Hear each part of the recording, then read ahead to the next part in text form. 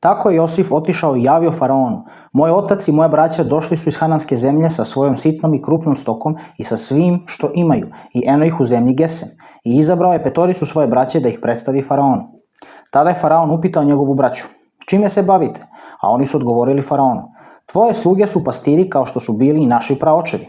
Zatim su faraonu rekli: došli smo da na neko vreme živimo u ovoj zemlji, jer više nema paše za stoku tvojih slugu, jer je u Hananskoj zemlji velika glad.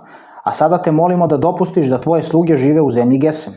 Tada faraon reče Josifu: tvoj otac i tvoja braća došli su kod mene. Egipatska zemlja stoji ti na raspolaganju. Naseli svog oca i svoju braću u najbolji kraj zemlje. Neka žive u zemlji Gesem, a ako znaš da među njima ima hrabrih ljudi, postavi ih za nadzornike nad mojom stokom. Zatim je Josif uveo svog oca Jakova i predstavio ga faraonu, a Jakov je blagoslovio faraona. Faraon upita Jakova: koliko ti je godina? Jakov odgovori faraonu: meni je 130 godina i sve to vreme živim kao stranac. Malo ih je i mučne su godine mog života i ne dostižu godine života mojih očeva kada su živjeli kao stranci. Zatim je Jakov blagoslovio faraona i otišao od njega. Tako je Josif naselio svog oca i svoju braću i dao im posjed u egipatskoj zemlji, u najboljem kraju zemlje, u zemlji Ramesi, baš kao što je faraon zapovedio. I Josif je snabdevao hlebom svog oca i svoju braću i ceo dom svog oca prema broju dece. A u celoj zemlji nije bilo hleba jer je glad bila veoma velika. Egipatska i Hananska zemlja bile su iscrpljene zbog gladi.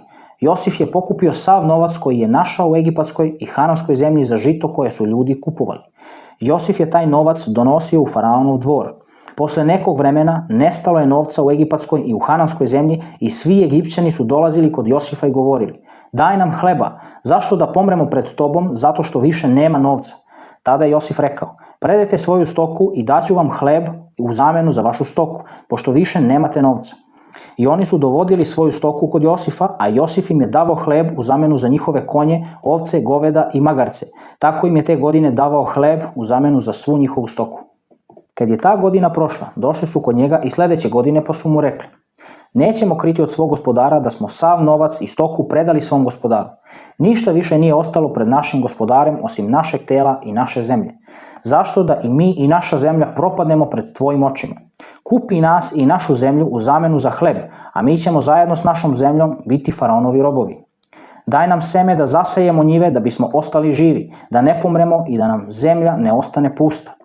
Tako je Josif kupio za faraona svu egipatsku zemlju, jer su Egipćani prodali svoje njive jer ih je zahvatila velika glad. Tako je zemlja postala faraonovo vlasništvo. On je preselio narod u gradove od jednog do drugog kraja Egipta. Samo svešteničku zemlju nije kupio, jer je hranu za sveštenike obezbeđivao faraon i oni su jeli ono što im je on davao. Zato nisu prodavali svoju zemlju. Tada je Josif rekao narodu: danas sam i vas i vašu zemlju kupio za faraona. Evo vam seme, pa zasejte zemlju. Kad donese rod, 1/5 ćete dati faraonu, a 4/5 ostaće vama kao seme za njivu i za hranu vama i onima koji su u vašim domovima i vašoj deci. A oni su rekli: ti si nam sačuvao život, neka nađemo milost u očima našeg gospodara i bit ćemo faraonovi robovi. Josif je tako postavio odredbu po kojoj do današnjeg dana 1/5 od roda zemlje u Egiptu pripada faraonu. Samo zemlja sveštenika kao posebne grupe ne pripada faraonu. Izraelci su živjeli u egipatskoj zemlji, u zemlji Gesem. Tu su se naselili, bili su plodni i veoma su se namnožili. Jakov je živeo u egipatskoj zemlji 17 godina, tako da je ukupno živeo 147 godina. Kad se približilo vreme da Izrael umre, pozvao je svog sina Josifa i rekao: molim te, ako sam našao milost u tvojim očima, stavi ruku pod moje bedro i pokaži mi dobrotu i vernost. Molim te, nemoj me sahraniti u Egiptu. Hoću da počinem kod svojih očeva i zato me odnesi iz Egipta i sahrani me u njihov grob. A on mu je odgovorio: učinit ću kako si kazao. Na to je Jakov rekao: zakuni mi se. I on mu se zakleo. Onda se Izrael poklonio nad uzglavljem postelje.